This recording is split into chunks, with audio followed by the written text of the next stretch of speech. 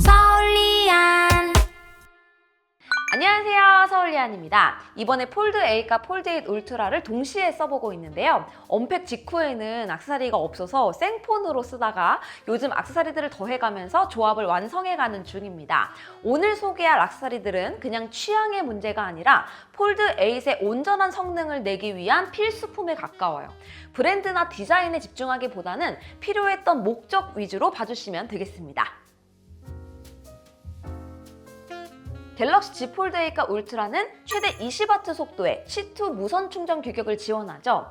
그런데 문제는 후면에 자석이 없습니다. 없으면 뭐 할 수도 있겠지만 C2 무선 충전 표준에서는 마그네틱 방식으로 연결될 필요가 있다고 가이드하고 있어요.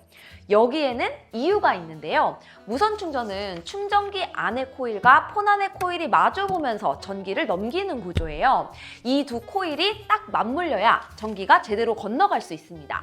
그런데 이게 정렬이 틀어지면 충전 전력이 잘 안 나오기도 하고 그렇게 넘어가지 못한 전기가 열을 발생시켜요.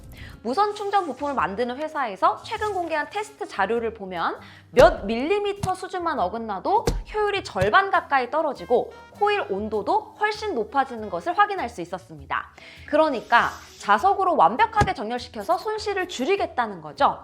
그래서 마그네틱 케이스는 제대로 무선 충전을 활용하기 위한 필수품이라고 봐야 합니다. 케이스도 여러 타입으로 나뉘는데요. 개인적으로는 후면만 보호하는 간단한 형태가 가장 좋았어요.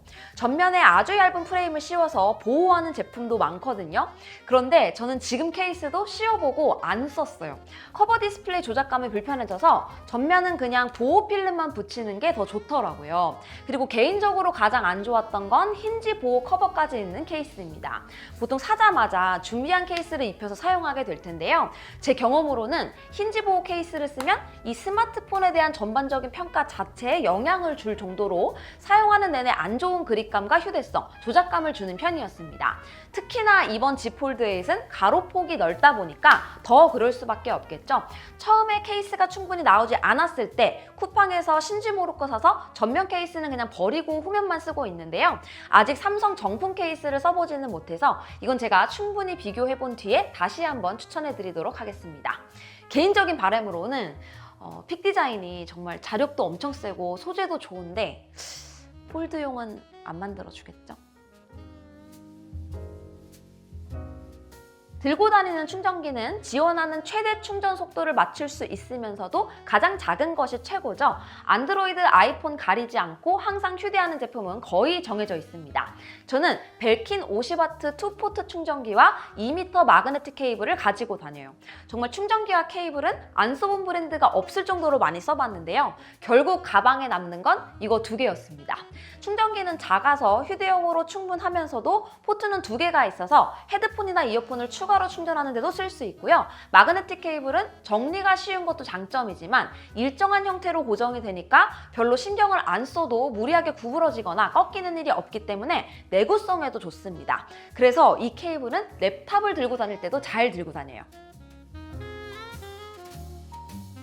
오직 갤럭시만을 위한 새로운 액세서리는 이거 하나이지 않을까 싶은데요. 원래 사무실에서도 또 집에서도 3-in-1 충전독을 많이 사용해요.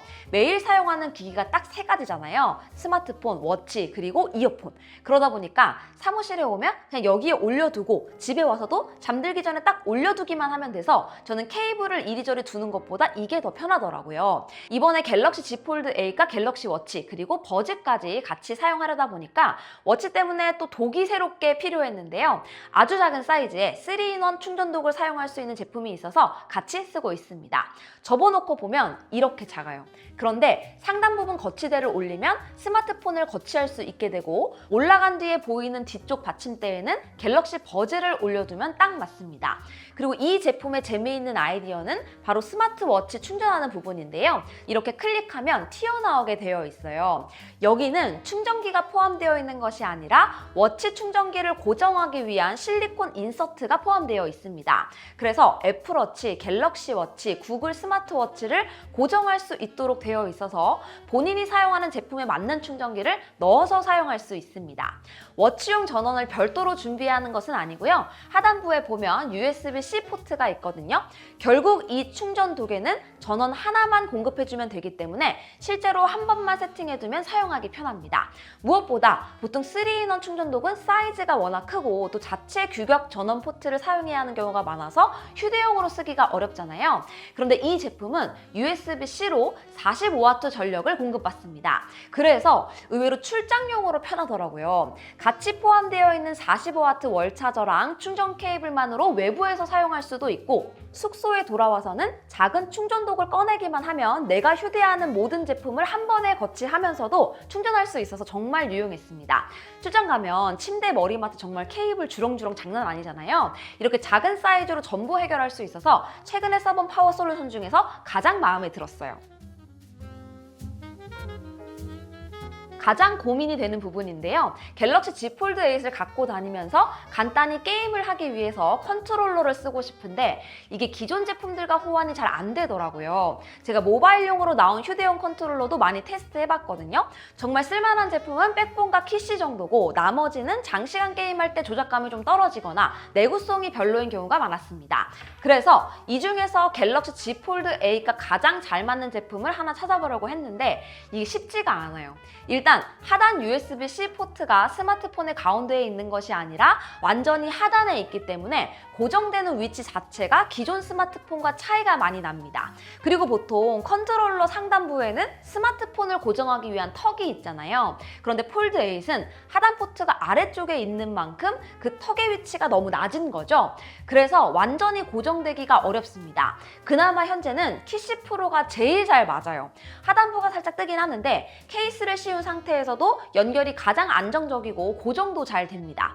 그런데 뭔가 썩 마음에는 잘 안 드네요. 닌텐도 스위치에서 열심히 하던 포렉스핏을 여기서도 해보고 싶었는데 그냥 당분간은 캔디 크러쉬나 좀 해야 되겠어요. 이런 액세서리 생태계는 제조사가 처음부터 끝까지 준비할 수 없는 부분이죠. 다양한 아이디어를 갖고 있는 서드파티가 들어와줘야 하는데요. 그러려면 가장 중요한 건 이 모델이 많이 팔리고 이 폼팩터가 오래 지속될 것이라는 확신을 시장에 줘야 합니다. 일단 Z 폴드 8 초반 반응과 예약 판매 추이를 보면 첫 시작은 상당히 성공적이라고 볼 수 있는데요. 이게 쭉 이어지면서 유저들이 폴드 8에 딱 맞는 액세서리 경험을 할 수 있도록 관련 시장이 커지면 좋겠습니다. 제가 계속 써보면서 유용한 액세서리 있으면 소개하도록 할게요. 그럼 저는 다음 영상에서 또 인사드리도록 하겠습니다. 안녕히 계세요.